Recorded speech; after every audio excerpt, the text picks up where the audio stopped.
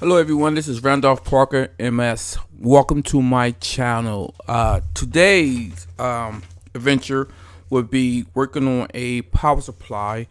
The problem is it's very sporadic. It blew 6.3 amp fuse, replaced and blew again when rod is activated. So I got this power supply off of eBay, and I'm gonna try to fix it. That's the goal. It's a power supply, 110 volts input, and the problem again is that it's always blowing a fuse. It's very sporadic, so it might be spiking, maybe a bad capacitor. So we're gonna dig into it. Again, this is Randolph Parker MS. If you like the content of the channel, please like, subscribe, and or comment. Hi everyone, this is me again. So this is the power supply that we're gonna open up and tear down and work on. Right? So it's used for it can for use with a 22 inch LCD screen. This is your input. As you can see, you have your neutral line. So I gotta see if I have a connector. Supply fuse is a 6.3 amp here. Supply voltage select. A danger isolate before opening. So your output here is control. The control outputs here. And here's your 12 volt DC. Your fuses here.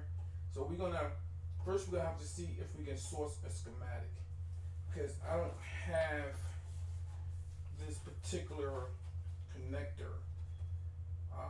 I'm gonna see what I have in stock, but nonetheless, we're gonna tear that apart. We're gonna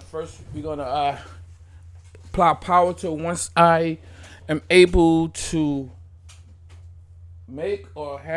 get that connector here, then we can apply the 110 volts AC to this power supply.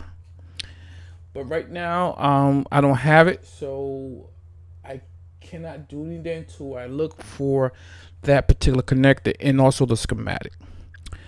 Again, this is Randolph Parker MS. Oh, in addition, I have some motherboards that came in that I'm going to build up for some various projects. So stay tuned for that. And again, this is Randolph Parker MS. Hello everyone, this is Randolph Parker MS. We have our motherboards that came in. We have an Asus motherboard that we came in that we're going to build up, and we can use it for gaming, or we have power supplies already. I'm going to tear down a computer that I have in storage where I need the NIC cards and different peripherals. But this is the Acer motherboard. Stay tuned. What you're looking at is my rolling table cart that I use for various projects to roll out, no pun intended, but to roll the cart over to my tear down benches. So what we have is two motherboards. Again, earlier I was speaking about the Asus motherboard that I'm going to build up, and then I have another one that I need peripherals for. On the second shelf, there's various computer power supplies and other industry power supplies that two that are working, that are fixed, that I use as a golden unit, so to speak. And there's two similar models that aren't working that I'm gonna either use for parts or try to fix.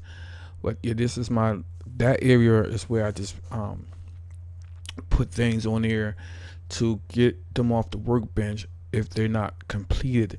And then I have in the garage I have various shelves that I use to store broken units, computers, power supplies, motherboards, whatever I need to salvage to make a working unit. So that's that area, and also you can see all my components component storage boxes that I use to store my components. Um, so I just eventually got some Craftsman stackables, which I like, similar to the Milwaukee Packhouse, but I don't have any Milwaukee Packhouse. But I went with the Craftsman stackables, I think that's what they call them. So I'm using those. I have transformers and different various transformers in there that I salvaged off the old units and that I purchased because I'm designing and building my own power supplies as well. So those are the goals that I'm doing. And between time, I'm working on just you know other stuff, other projects. I'm in school to finish up to get my DBA, Doctorate in Business Administration, with a focus on information systems. So that goal is to bridge the business and technology world together. Being that I have a good understanding of business as well as technology, I deem myself as a technologist, not an engineer. I have technology degrees, information technology, degree in electronic technology. I have an associates in engineering, system engineering. So I owned three businesses at one time. I worked for corporate America as well. So I think this is a good degree to bridge all those different experiences and that I acquired through 30 years of working in technology. This is pretty much a hobby for me. What I do on my spare time, I try to just acquire different broken stuff on eBay and just buy it just to fix it, to see if I can fix it and bring it to people and teach basic electronics, basic information technology, so to speak, networking, computer systems, rotors, switches, stuff like that. The basic thing is a transistor, a capacitor. Those devices, those components work the same in most in any application. When you basically understand the basics of how a transistor can work as a switch or amplifier or things like that, or op amp, you tack it from a level 3 perspective or component level troubleshooting. Yeah, it's good to know how the application and the functionality of a device work from a user perspective, but I'm not the one to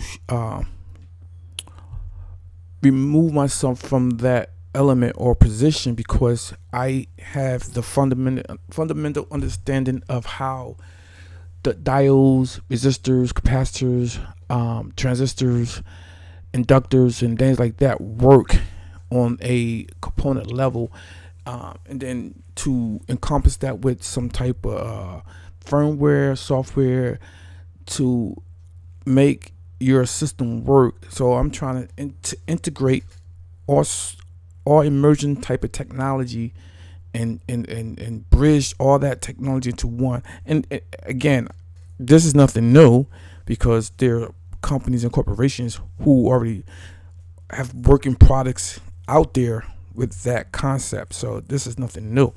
This is on my level as a home lab that I work on things where you just build a power supply, but yet you put a microcontroller in that power supply, and you create a some type of, say, a Arduino or a Raspberry device where you can Bluetooth and you can monitor that power supply. You can code it where you can change the levels of the output or things like that. So now you just don't have a power supply that you cannot get to remotely. Now you can work on that power supply, look at that power supply remotely, based on this integrating the different technologies. So that's what I like doing, and I think my strength is the electronics aspect of troubleshooting and designing circuits from that perspective, and that's where my strength is. So again, just talking about the different projects and what I like doing in my spare time.